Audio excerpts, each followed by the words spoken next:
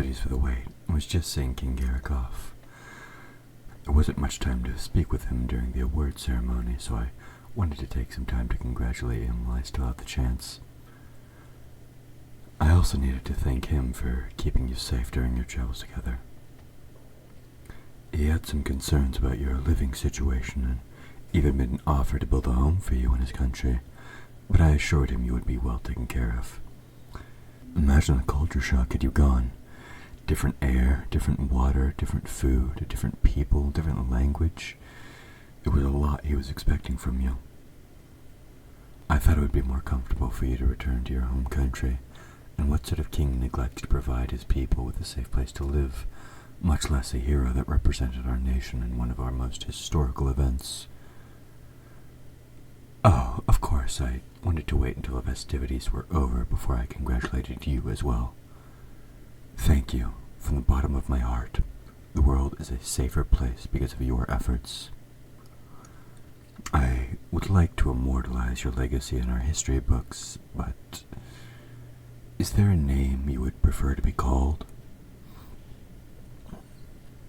I remember, but is that the only name you've ever gone by?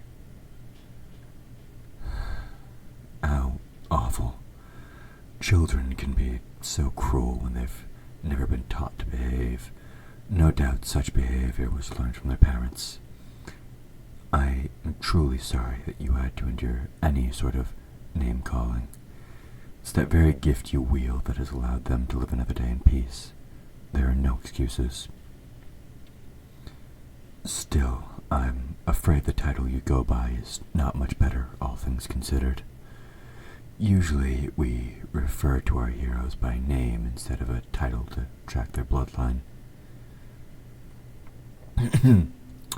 I don't mean to cause offense, but I'm certain there would be some confusion and disapproval from my council if I were to refer to our country's hero as Miss Witch. I see. It must have a very special meaning if that's what he called you. I have no doubt King Garrick values your friendship with how affectionate he is. If anything, I am very pleased that he took you out of an awful environment and that he introduced us. You truly are one of a kind. What I wouldn't give to see the future for myself. I see no reason why something so powerful wouldn't benefit me and the country as a whole. Knowing the next move of your enemy is paramount to success. Please, witch burnings are a thing of the past. I, for one, think they did much more harm than good over the course of history. Think of the advancements we could have made from gifts like yours, and think of everyone that could have been lost because of willful ignorance. People fear seeing the consequences of their actions. Better to get rid of someone who might tell them that they're doing something wrong, and then make claims that it was the will of the gods or that someone else is to blame. Point being, anyone who shunned you for your power was wrong to do so. Believe what they will, but I've seen it for myself. My word should be enough to convince anyone who matters. I believe you. It's hard not to when you are privy to information that couldn't have been known to the public. But just so I understand everything correctly, could you look into my future again?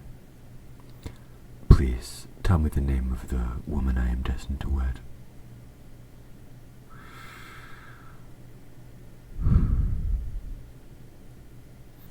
I see. So it truly must be set in stone. Lady Marian was one of many possible prospects. She was the council's first choice, actually. But I'm not surprised they want the child of one of their own to ascend the throne for greater leverage.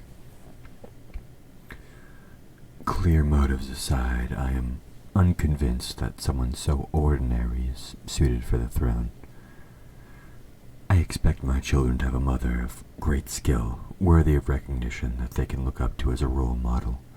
Whoever rules this country has expectations to live up to, after all. I'm sure you understand the importance of good parentage, Simple-minded and talentless individuals simply cannot produce progeny of exceptional power outside of a fluke. Surely a hero's blood needs someone of equal standing to bless the world with equally talented children. Don't you agree? I would be more than happy to find someone deserving of your hand when the time comes. It is one of many ways that I must show my appreciation for what you have done for our people. I hope to at least do a better job than my council, though it seems fate had similar plans as theirs.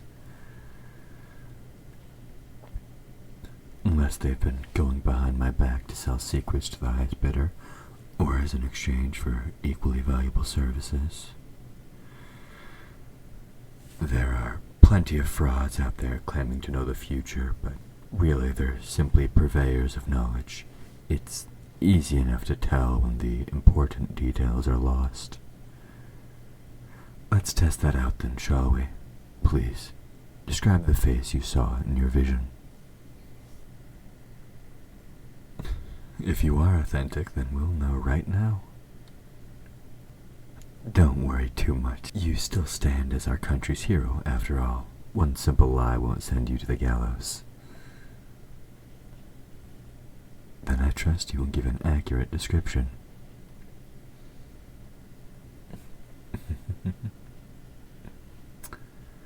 Very interesting.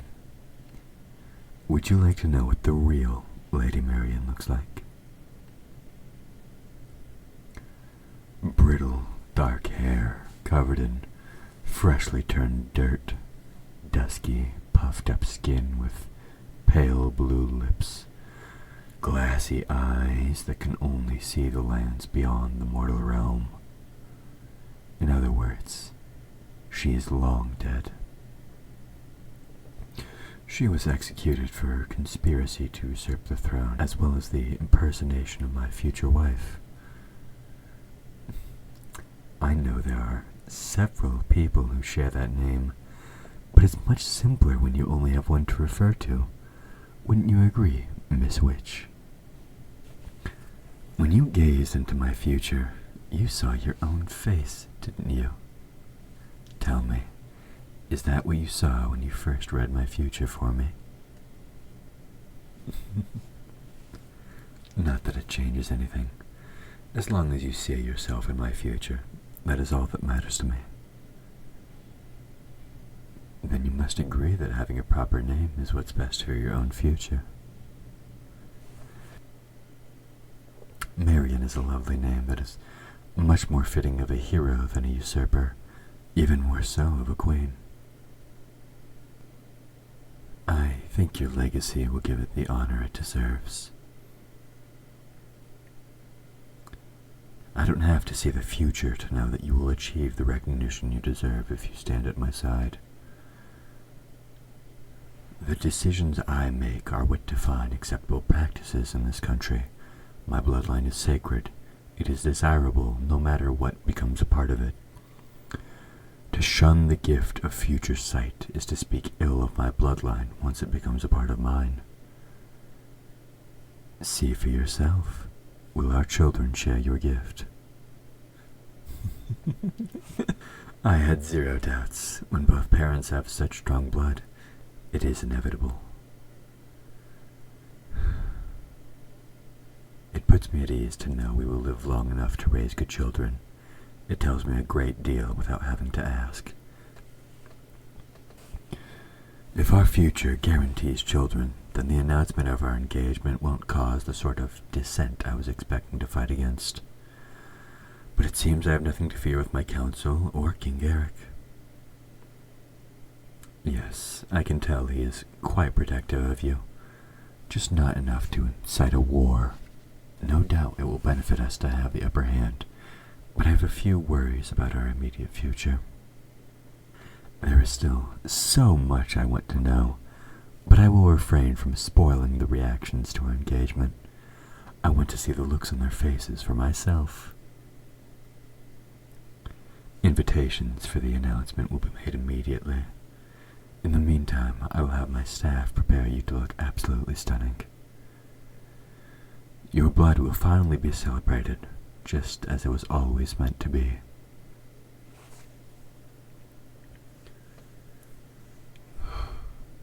I simply cannot wait to show you to the world, Lady Marian.